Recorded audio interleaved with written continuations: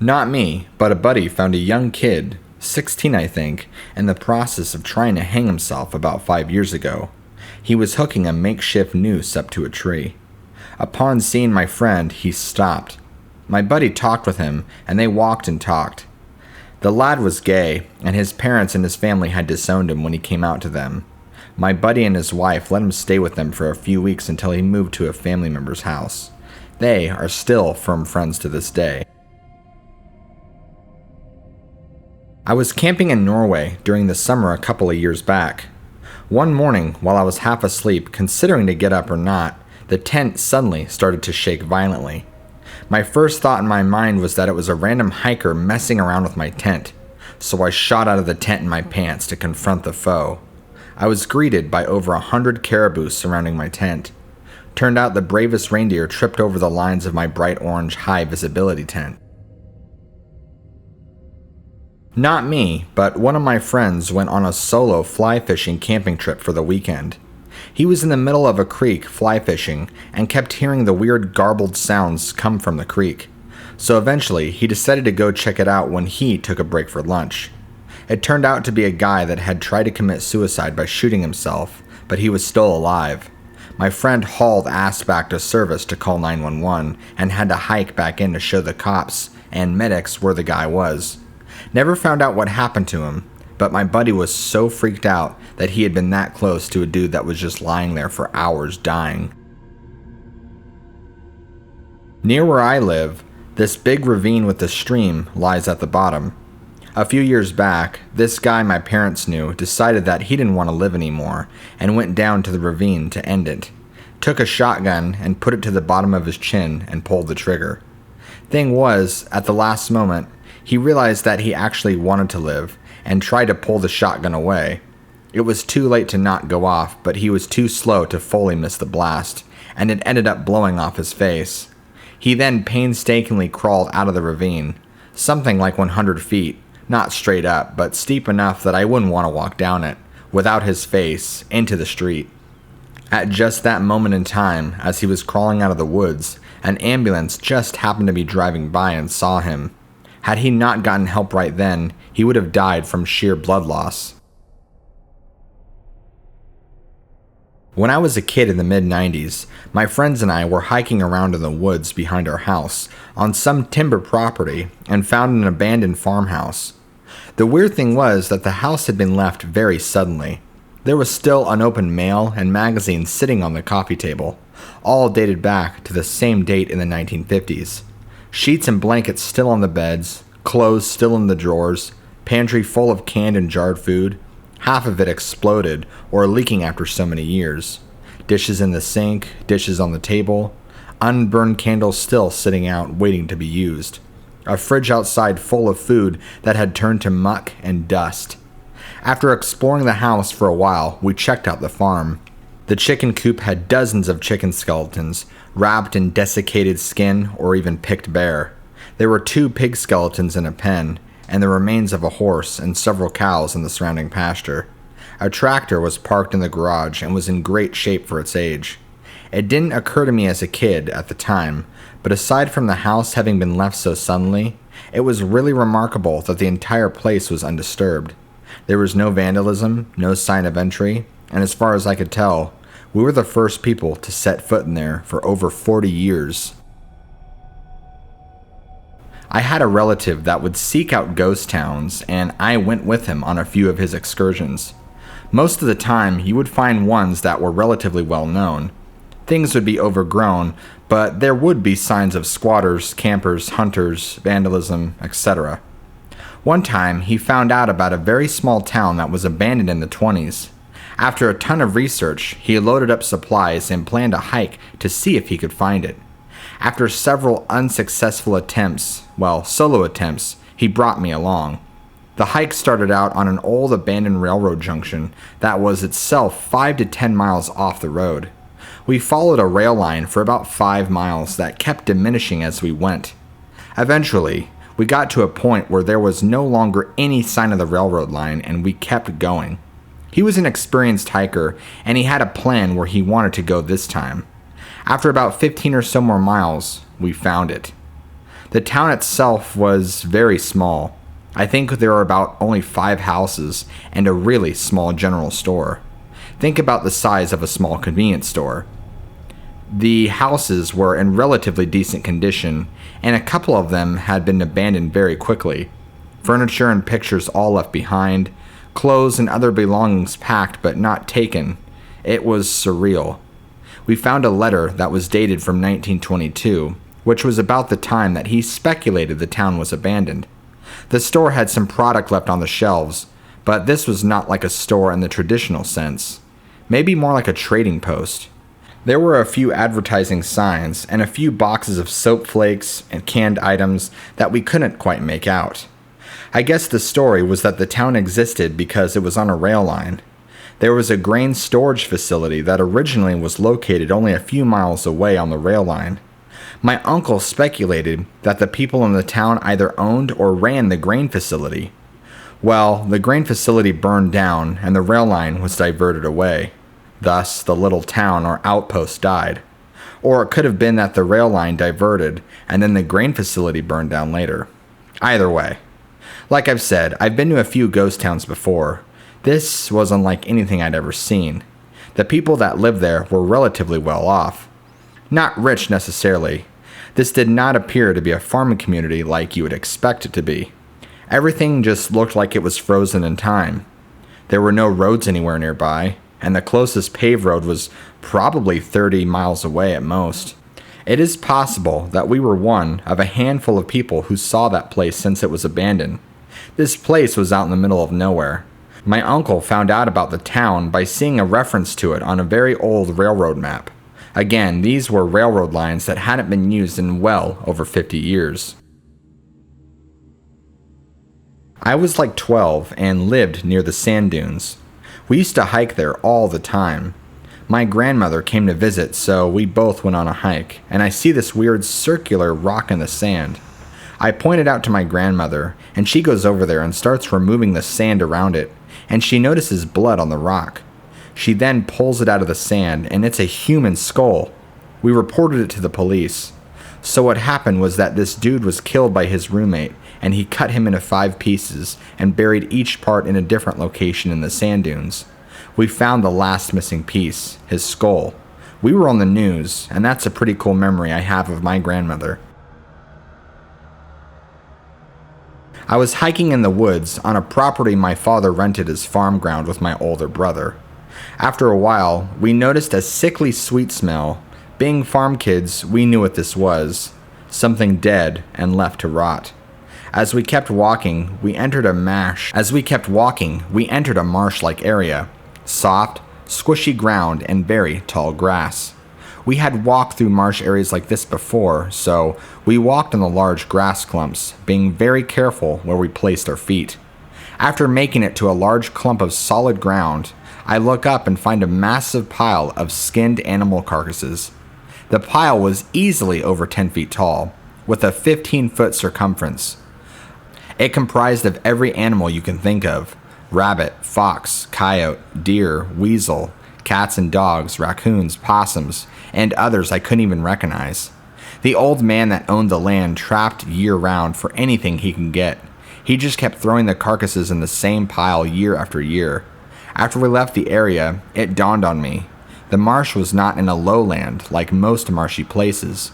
The group was just saturated with decaying fluids of all those animals. That's also the reason the grass was abnormally tall in the area. How disgusting and creepy. I've been homeless. A lot. I lived in some distant family's land where they had an old cabin up on stilts, due to the local woods flooding heavily sometimes. Anyway, I spent a good amount of time in this old cabin. Wood stove, porch swing hanging from the ceiling that I used as a bed. Overall, it was an okay place, and it wasn't too far off of a drive to town for food. You just had to tolerate the half-mile walk to your car. One day, I'm out walking around the woods, and in a smallish clearing in the path, I see easily a good 50 to 60 dead geese. Every one of them is mangled in horrific ways. Necks ripped off the body, bodies splayed out over old timbers and fence posts, feathers everywhere, bones sticking out of the dirt. It just looked like a straight up goose genocide. The ground was dry and there was a lot of dust, but I saw no prints, and there was no other evidence of anything being in the area aside from one can only assume was some sort of strange breed of exploding goose. I also found a torn open old backpack and a great deal of candy wrappers strewn about it. Way too moldy to identify anything about it. I decided to turn back and see if I could grab a camera when I start hearing this god-awful shrieking noise, as if it were coming from every possible nook and cranny within a 30-foot radius. I took off pretty fast when that started. To this day, my best guess is some sort of massive commune of foxes. It really is the only rational solution I can come to, but it still scared the absolute shit out of me.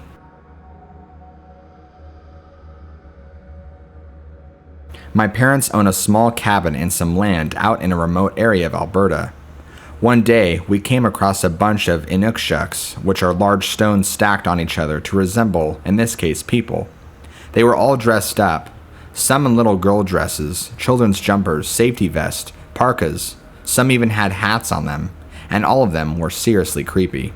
We had no idea where they came from or who put them there. We started making up scary stories around the campfire about this mystery person, and we started pulling pranks on each other.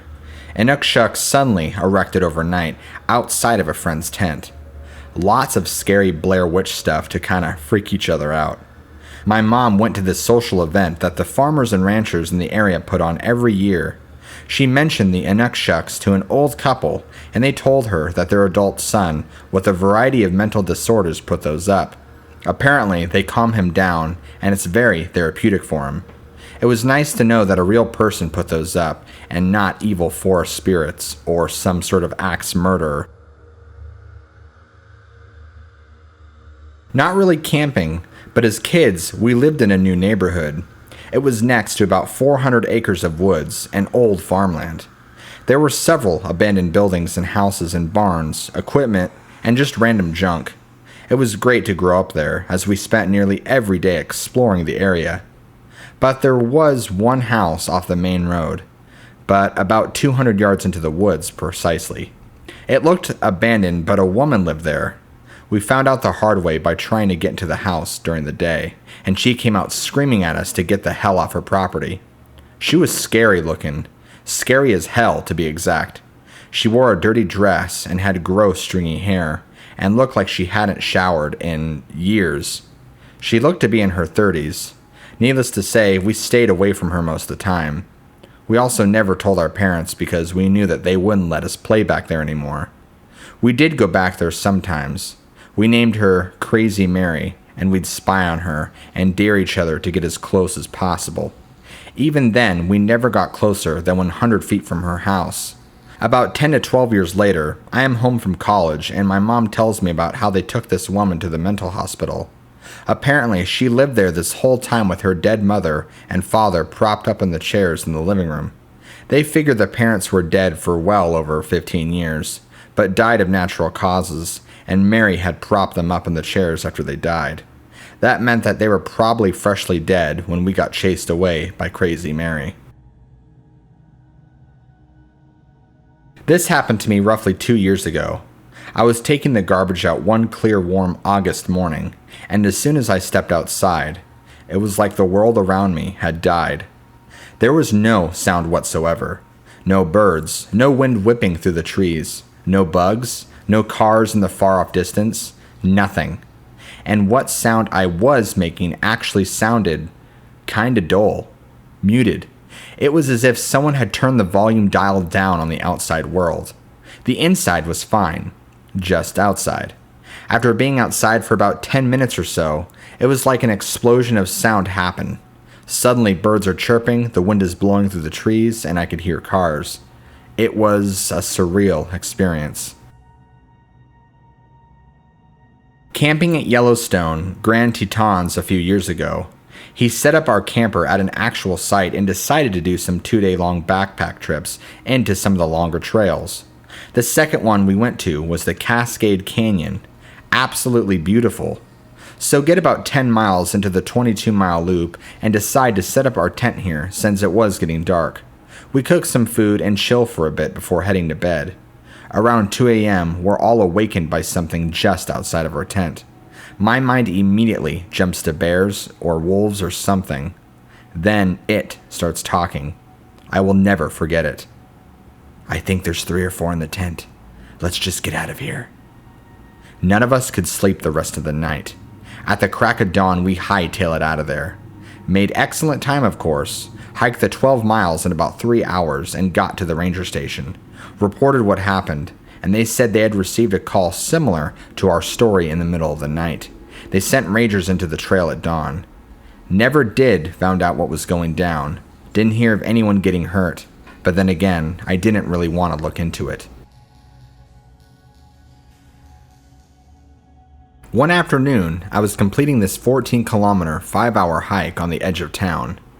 It's an unkept track on uneven ground, overgrown, and in many places you rely on colored markers nailed into trees just because the track alone is so covered in grass. It's not the easiest to hike, and it's into some pretty unforgiving terrain. We're all wearing hiking shoes, long pants, and long-sleeve shirts to minimize the risks of snake bites, cuts, etc. We were the only people on the track that day that we saw. It's late afternoon, and we're about 2 kilometers from the remote trailhead. We're come up onto this ridge and see somebody heading for us. We initially thought that he was naked, but as he approached, we discovered that he was wearing budgie smugglers, or speedos, and thongs, flip-flops for the Americans. He approaches on the track and says, "Good afternoon," and continues wandering along the track. He's got 2 hiking poles, no bag or clothing other than the budgie smugglers, and no torch we could see. By the time we get back to the car, it was dark. We hung around for a bit, packing up the cars, but didn't see the man emerge back from the trailhead. There were no other cars parked at the trailhead either. The country he was hiking into isn't very forgiving, and there's no easy way you can loop back to civilization except via the trailhead. He came prepared with hiking poles, but why was he only wearing budgie smugglers and thongs? I have so many questions for this person. I found a large stick in the middle of the woods. Now, let me clarify. Found a very large, elaborately carved wooden penis stick in the woods. Let's do this again. Found a massive wooden dildo with the words "fuck stick" nicely carved into the side of it. I have a picture somewhere. Let me check my laptop. Kind of odd to find in a family-friendly campground not too far from the beaten path. I would be pissed if I lost that thing. That is how perfectly carved this thing was. Somebody literally took the time and effort to make this thing. Weirdest part about it is the park ranger telling me that there was some sort of weird hippie cult in the area that did this often. Apparently, that wasn't the first piece of wood he had seen.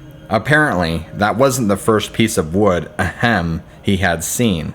They would carve these things and have sex in the trees. With the trees, under the trees. I'm not quite sure, and I really don't want to know. Last spring, I went fishing on a lake in northern Minnesota. On that annual spring trip, we always walk in woods around the lake and look for morel mushrooms, which are in season at the time. While looking for mushrooms, I came upon 2 big deer skeletons, and the horns were locked together. The bones were chewed on by rodents, but the horns were locked together and still in great shape. We figured they must have fought in rut of autumn before and got locked together. I have no idea how long these 2 enemies were locked together before they died. I had a bizarre experience while I was camping on Perdido Key State Park Beach. It's a small stretch of beach with a lagoon on one side and the Gulf of Mexico on the other. I was set up closer to the Gulf side, enjoying the stars, just relaxing in my tent at night. This was towards the end of a solo cross-country trip I was on. I had camped all over the country over the previous 35 days and had never really had anything too scary happen to me. But while I was laying there, almost simultaneously, the wind completely died and the ocean went silent. No waves crashing, no wind blowing, no sound whatsoever.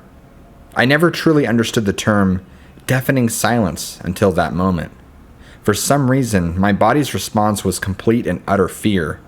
I don't know why, but it was the most scared I had been along the entire trip.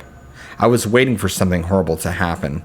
I had no idea what, but my mind was telling me something bad was about to happen. But less than a minute later, all the noise returned, and I slowly relaxed again.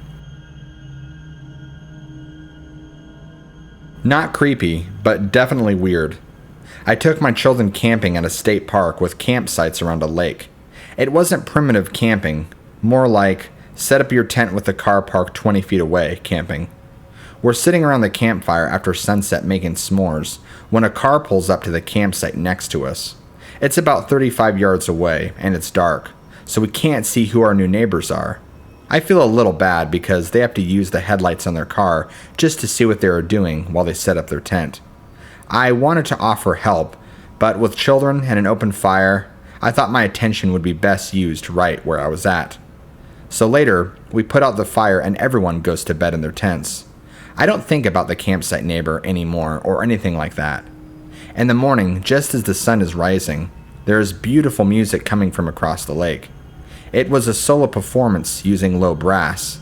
The musician plays 3 lengthy songs, maybe 15 minutes of music max. This gets me out of the tent so that I can enjoy the fresh air by the lake with an unexpected live performance. Once the music ends, I look over at the neighbor's campsite. I guess they're deep asleep or not impressed enough to come out of the tent. I start a new fire to get ready for breakfast. About 10 minutes later, I see the campsite neighbor hiking back to his tent, carrying a tuba. I'm in the middle of cooking, so it takes me a few minutes to go over and thank him for the nice early morning concert. I did genuinely enjoy it. By the time I get over to the campsite, he has already put away the tuba, packed up his belongings, and had his tent half put away. I tell him that I'm both impressed at his playing ability and grateful for the nice surprise. And then that is when I notice that this guy only has one arm. All of this would have been impressive for just one person to do, but literally, he had one arm. Hiking with a heavy tuba in the dark so that you can get a performance in the sunrise, and tearing down a campsite in just minutes. Hats off to the man. When I was a kid, I went to a summer camp that would take older campers, usually 12 to 14, on excursions like a canoe trip and or a hike for about a week at a time. It was located in Massachusetts, so we did a lot of hiking along the Appalachian Trail. One hike, there was a group of about 7 girls and 2 counselors. I'll never forget. One morning we were hiking along the trail and run into a random guy who was alone, sleeping stark naked in the middle of the trail. Now, you can't camp on the trail on the AT. Everyone who hikes it knows that. You've got to camp in designated areas. This guy clearly didn't get the memo, so we carefully sidestep him and continue on our way. About 12 miles later, we get to our site for the night, and this dude is already there. Weird, considering we didn't see anyone pass us throughout the day. The whole night, he's real friendly, telling us things like, "My father owns these woods." "Oh yeah? Yeah, he's your father too." Just weird shit. At one point, one of our counselors mentions that the site axe is missing. It was there when we arrived, and when she went to use it for the firewood, it was gone. The guy had a knife collection he was keen on sharing with us, so it was pretty clear he was the one who took the axe. I didn't sleep a wink that night. The next morning, he disappeared. Terrifying. I went camping with my girlfriend at a very large park a week before Canada Day, several years back. When we arrived, we were delighted to find out that we basically had the whole park to ourselves, as we were told by the ranger who issued our pass. Furthermore, we were camping on an island that took about an hour to canoe out to, isolated with no other sites really nearby. A couple of days in our trip, we decided to take an extended canoe trip around the lake. Upon return, from a distance out, I noticed something on the shore of our campsite. As we got closer, we realized it was another canoe, which was very odd as there was no one else occupying the other island sites, and the park was essentially empty. Finally, as we were about 30 meters away, we saw 3 people poking around our stuff. They hadn't seen us yet and were just sort of enjoying looking at our campsite. After a bit, they noticed us, rushed into their boat, and launched into the lake. We were only a couple feet apart as they came out and we went in. I was feeling super weird at this moment and just said, "Hey, what's up?" Not in the friendliest tone. I got a good look at them, and all of them were just a bunch of teens straight out of the movie Deliverance. Slack-jawed, toothless, and generally unpleasant to just gaze upon. They didn't say anything to us, but sort of just stared, very, very intensely. We got to our shore and checked our stuff just to make sure they hadn't stolen anything, which they hadn't, yet. But after the inspection, I looked back to the lake and they were just sitting there, away, out looking at us. Eventually they left. My girlfriend and I had a really uncomfortable day thinking about it. We slept with the hatchet in our tent and barely caught a wink as we were waiting for them to show back up. Thankfully, we didn't see them for the rest of our trip.